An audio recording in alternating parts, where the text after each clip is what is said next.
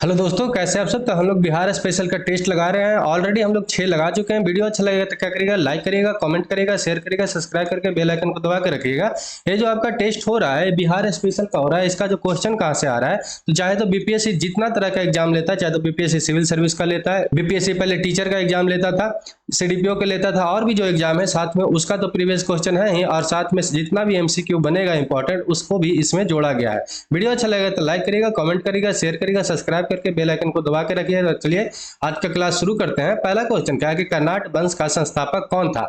नरसिंह देवता, विजय देवता, हरिदेव था या न्याय देवता। तो इसका जो सही उत्तर का है आपका डी है, न्याय देव था। न्याय देव के द्वारा ये जो था कर्नाट वंश का स्थापना किया गया था। और ये क्या थे, महान योद्धा थे। और ये सिमरावगढ़ में क्या बनाए थे, अपनी राजधानी बनाए थे। इतना बात याद रखना है। कर्नाट वंश का ये जो था मिथिला के क्षेत्र में पड़ता था, और मिथिला क्षेत्र का ये स्वर्ण युग कहलाया भी। ठीक है, कर्नाट वंश, इतना बात आपको याद रखना है। अगला क्वेश्चन क्या है कि 1930 से 1931 में बरही कांग्रेस के सफलतापूर्वक अंग्रेजी हुकूमत को किस जिले में नाकाम दिया था। तो इसका जो आपको आंसर बताना है, तो पहला ऑप्शन क्या है, मधुबनी है, भागलपुर है, गया है या मुंगेर है। तो इसका जो सही उत्तर का है आपका मुंगेर है। इतना बात आपको याद रखना है। ये किस आंदोलन का एक हिस्सा था। तो सबने अवज्ञा आंदोलन का हिस्सा था। और सबने अवज्ञा आंदोलन जो था महात्मा गांधी के नेतृत्व में चला था। 12 मार्च 1930 ईस्वी को ये शुरू हुआ था, हम लोग जानते हैं। और 6 अप्रैल 1930 तक चला था। ठीक है, 6 अप्रैल 1930 तक चला था। इसमें अनुयायियों की संख्या कभी कभी पूछ लेता है, तो कितना था अनुयायियों की संख्या, तो 78 था। और इसमें कितना माइल तक चला था ये भी पूछता है, तो 241 मील तक ये चला था। साबरमती आश्रम से शुरू हुआ था, अहमदाबाद के तट पे जाके ये खत्म हुआ था। इतना बात आपको याद रखना है। अगला क्वेश्चन क्या है कि मुद्रा राक्षस लेखक का निम्न में से कौन है। ठीक है, मुद्रा राक्षस जो बुक है उसका लेखक कौन है निम्न में से, तो ये बताना है। अश्वघोष है, कालिदास है, विशाख दत्त है या वास है। तो इसका जो सही उत्तर का है आपका सी है, विशाख दत्त है। ठीक है, इतना बात याद रखना। विशाख दत्त के द्वारा मुद्रा राक्षस को लिखा गया। और चंद्रगुप्त मौर्य के जीवन काल के बारे में और इतिहास के, चंद्रगुप्त मौर्य के इतिहास के बारे में इसमें लिखा गया है। और इसमें चंद्रगुप्त मौर्य को वृषल और कुलहीन कहा गया है। कभी कभी ये पूछता है कि इस पर टीका कौन लिखे हैं, तो धुंडी राज ने मुद्रा राक्षस पे टीका लिखी है। ये बात आपको याद रखना है।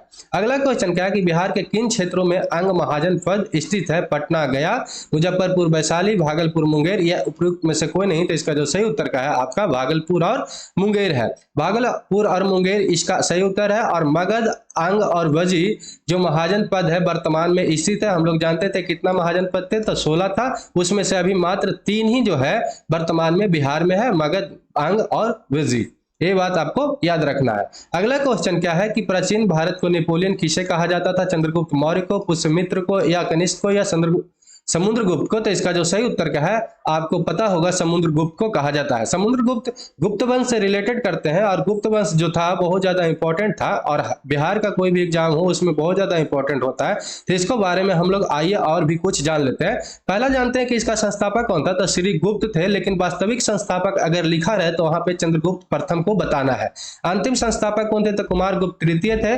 और इसमें एक स्कंद गुप्त 466 ईसा पूर्व में हुनों को पराजित किए थे, जो अंतिम प्रतापी सम्राट थे।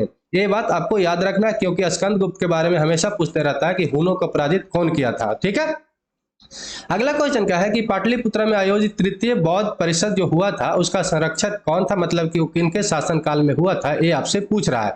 अजातशत्रु के, अशोक के, कालाशोक के या चंद्रगुप्त मौर्य के। हुआ तो 4 था, लेकिन सबसे ज्यादा जो इंपॉर्टेंट माना जाता है तृतीय माना जाता है। क्यों, क्योंकि अशोक के शासनकाल में हुआ था।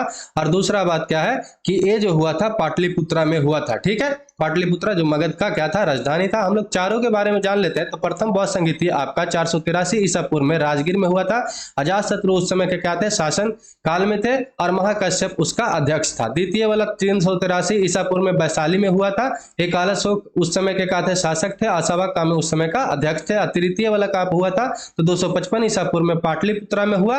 अशोक उस समय के राजा थे। अमोघलिपुत्र इसका अध्यक्ष थे। चतुर्थ वाला कब हुआ था, तो ईसा के प्रथम शताब्दी में हुआ था, कुंडलवन में हुआ था। और कनिष्क उस समय के राजा थे। अश्वमित्र क्या थे, अध्यक्ष थे। और अश्वघोष क्या थे, उपाध्यक्ष थे। इतना बात आपको याद रखना है।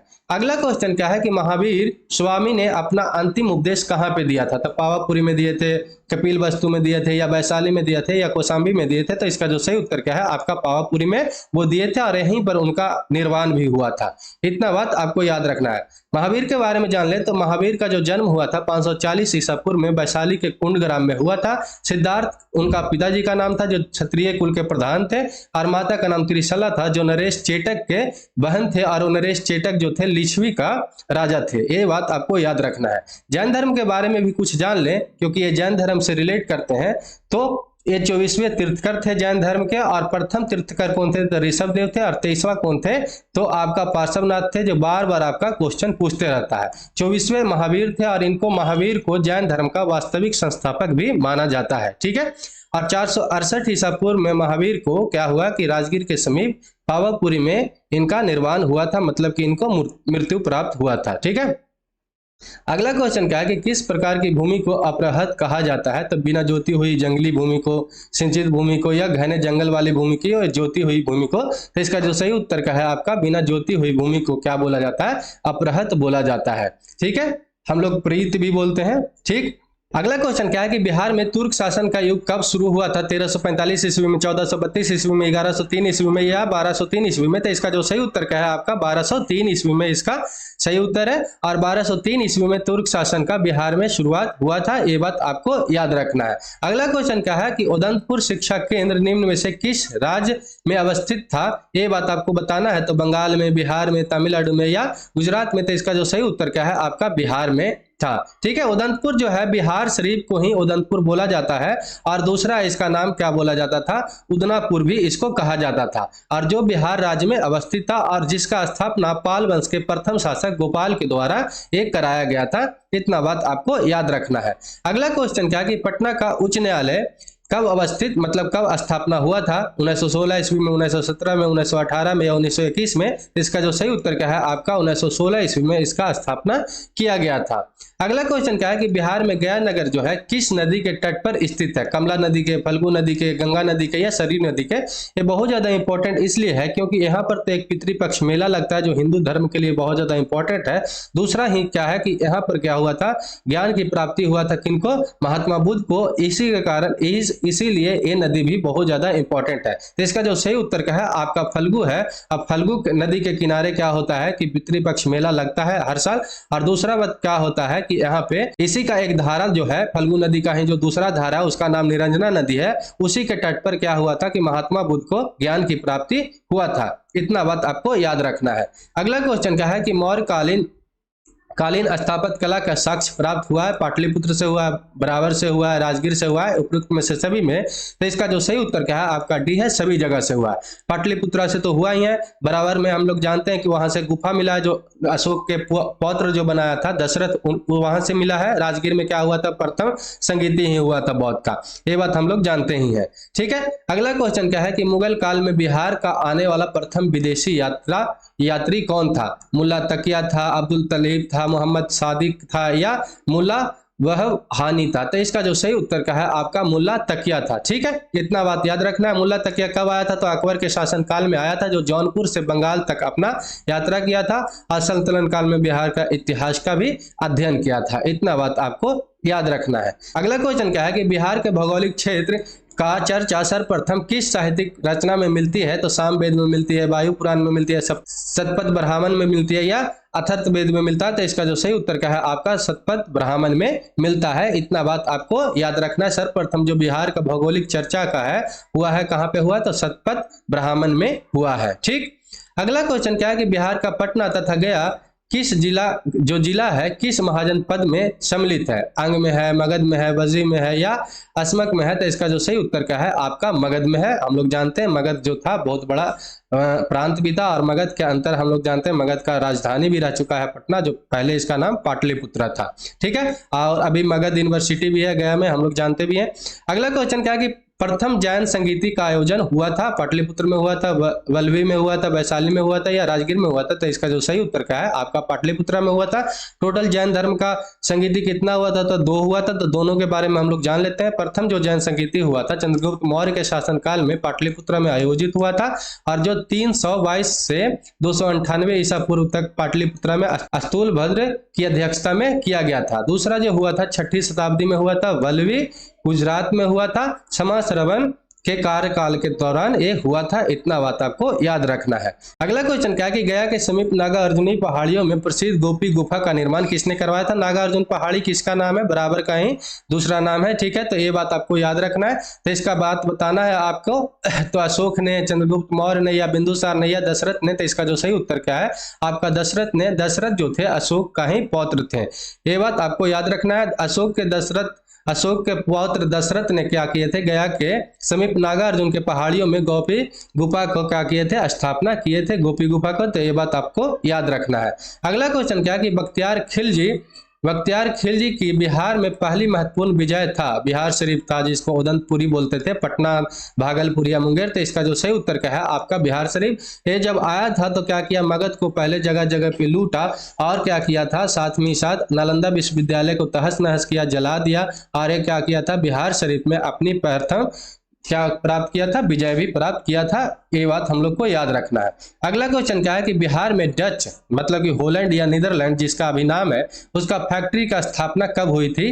तो 1620 ईस्वी में, 1651 ईस्वी में, 1609 ईस्वी में, या 1632 ईस्वी में? तो इसका जो सही उत्तर क्या है आपका 1632 ईस्वी में हुआ था, पटना में हुआ था। और अभी जो उसका है पटना कलेक्ट्रेट के नाम से अभी हम लोग जानते हैं, ठीक है। अगला क्वेश्चन क्या है कि बिहार में प्रथम महिला मुख्यमंत्री कौन थे? तो ममता बनर्जी थी, मायावती थी, सचेता कृपलानी या राबड़ी देवी थी? तो इसका जो सही उत्तर क्या है राबड़ी देवी थी। 1997 में जो चारा घोटाला में लालू यादव प्रसाद को फंस जाने के कारण राबड़ी देवी को उस समय क्या बनाया गया था?